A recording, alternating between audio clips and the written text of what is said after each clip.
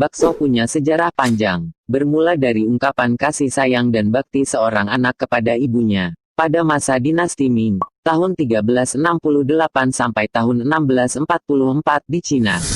Lalu terciptalah jenis kuliner oriental yang kelak merambah Nusantara dan menjadi sangat populer di Indonesia.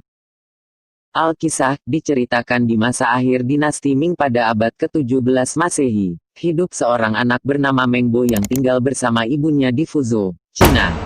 Mengbo sangat ingin memasak daging yang disukai sang ibu. Namun, lantaran usia yang sudah renta, gigi ibunya sudah tidak mampu lagi mengunyah daging.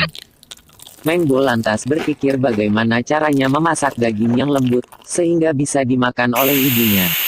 Ia tiba-tiba teringat dengan penganan lunak sejenis mochi yang dibuat dari ketan dan ditumbuk sampai halus.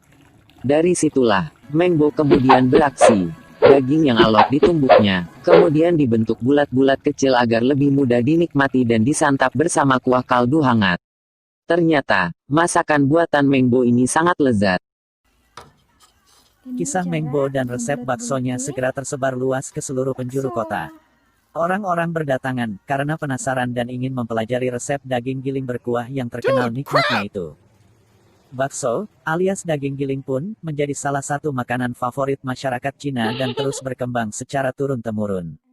Hingga akhirnya, jenis kuliner ini sampai ke Nusantara, dibawa oleh kaum imigran dari negeri asalnya, Cina.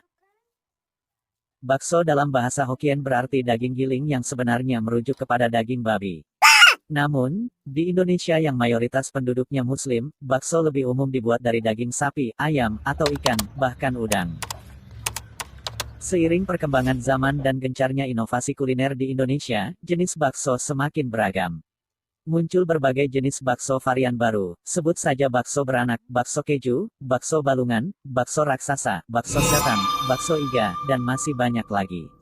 Demikian sejarah bakso hingga sampai ke Indonesia. Semoga bermanfaat.